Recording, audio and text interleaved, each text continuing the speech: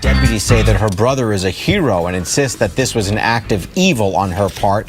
Defense attorneys argue that she was having a mental health breakdown. Goodbye, y'all. I can't take it no more. My baby dad don't give a fuck. My mama don't give a fuck. I've been struggling so long with mental health. So if y'all understand a young mother, right? If she been reaching out for months and months, please, please, please, please hear her out. Whew, I'm about to do this, y'all, and I love my kids. I love my kids so much.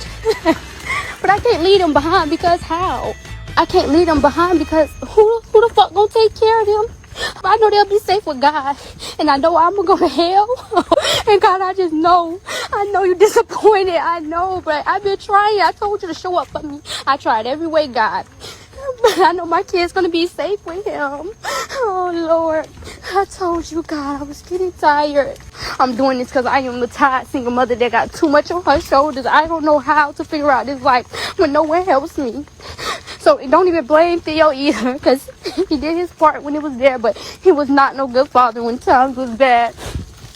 To my mama, you knew I was at my lowest, Ma. Is it selfish of me? But then it's like, y'all won't ever understand because I never had a break. Even when I was in a hospital having my baby. It's never a break. I never had a support system, so who the hell am I going to leave them with? It's so beautiful at the pool, y'all. It's so beautiful. Oh, Lord, it's so beautiful. Oh, Lord. Oh, y'all, babies. Mommy love you. Give me a kiss. Give me a kiss, okay? Mwah. Two. Okay, y'all. Wow. Whoa. Now, y'all know I'm using a prop from one of my conferences that I was in. And this is my grad school robe. I'm not a judge. I want to preface that because there's so many fraudsters out there. And I do my unpopular opinion accountability show because I was pitching different ideas to networks at one point. So now let's move on. This one blew me. This was in Hillsborough, Florida. And this, I can't even talk, y'all. This article and video just popped up on my feed. And so I had to go investigate if it was an old case.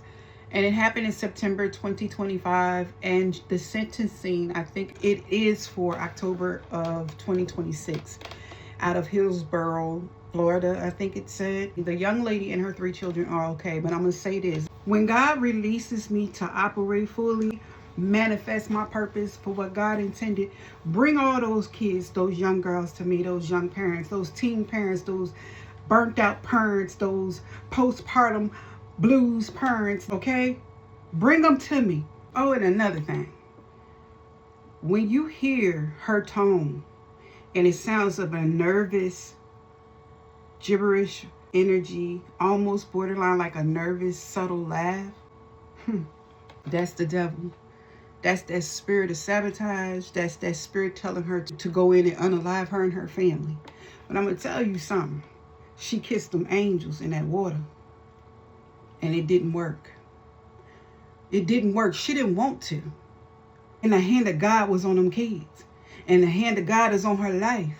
And if she has the right people in her life and God touches her and she repents and she refocuses and she dedicates and commits her life to Christ, God will use her in a mighty way. Well, she'll look back and she'll remember how God brought her out. That's going to always be on her tongue, her testimony. Amen. I know the pages to their story. I speak directly to their soul. This is how the connection is connected by divine timing.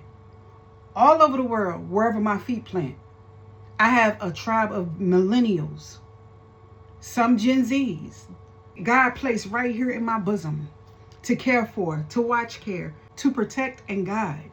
And the stage and the warriors that come, other women, fathers, men of integrity, we will all forge ahead, connect our hands through prayer and worship to bridge the gap and to make sure that there's something in place for them to walk over troubled waters.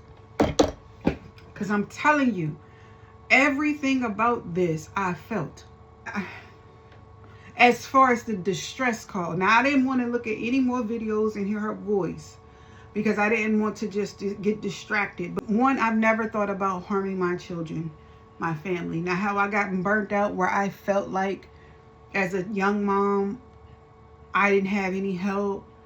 I couldn't go another day. No one seen me.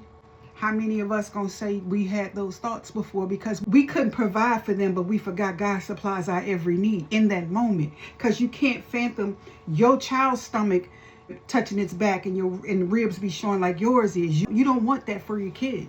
So how many women and fathers, single fathers, are going to say they've been there in that room when they put them to sleep? They've split the plates amongst their children and go in their room and cry in their closet, cry in their bed. The pillow's so tear stained, you got to change the pillowcase. I know that's in me. That you just got to hope for another day. Then you got to drive to a job that is paying you below wage, poverty level, where you're still eligible for food stamps and Medicaid. And you might have a banging job. You got to pay for daycare. Or what if you have to pay for medical? And you got a sick baby that you're up with all night. I'm telling you, I question a lot of days. It's easy for us to say to stop having babies. That was your choice. You laying down having sex. It's so easy to say that. But it takes an adult only one time to have a baby, to get impregnated by mistake or in the heat of the moment. And then you could just have multiple encounters with that same person and have multiple babies. I'm not excusing the fact that I was ill-equipped or too young. But the point of the matter is, it's here. There's lives. There's people that say they love this family. I don't know her particulars and specifics of her. She could have burnt her family out. But I want to highlight the fact that in the article, I'm going to pin it in the comments, they talked about mental health diagnoses. And my problem with the millennials and Gen Zs that I work with is some of their kids and some of them were undiagnosed. And they don't want to hear it and don't want to talk about it because they think that you think you know everything. But clearly there's a mental health diagnosis, or bare minimum, at the lowest scale, an assessment that needs to take place. And this is based off the attributes and characteristics that you're telling me your child is exemplifying.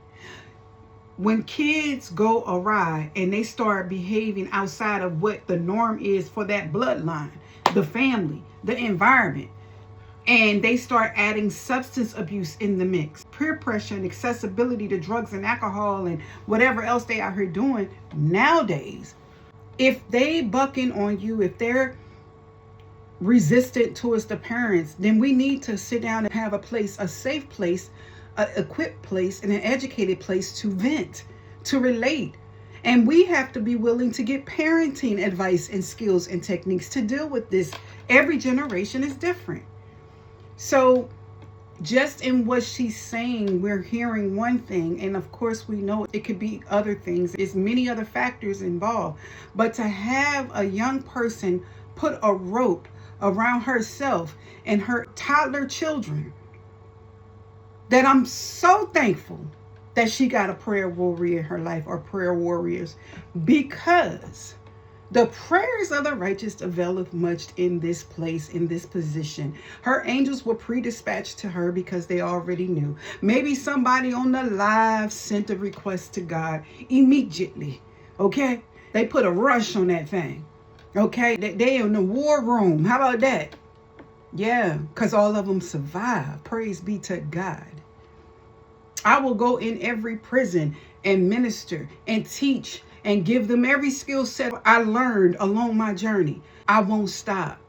I need them to overcome, because the mantle has to be passed. And this generation that we're in now, and their kids need it the most. Oh my God, growing up on social media, growing up with technology being so swift and fast, growing up to them being millionaires so quickly, being viral. Oh my God, bring them little mamas to me. I got you. As a matter of fact, I'm asking God to take me to him. I'm asking God to broaden my territory. That has always been at the top of my list. What's at the top of your list? What we gonna do? This is your girl, Miss Motivation Mama Mindset, Ava Cherie, be inspired. I ain't said that in a long time.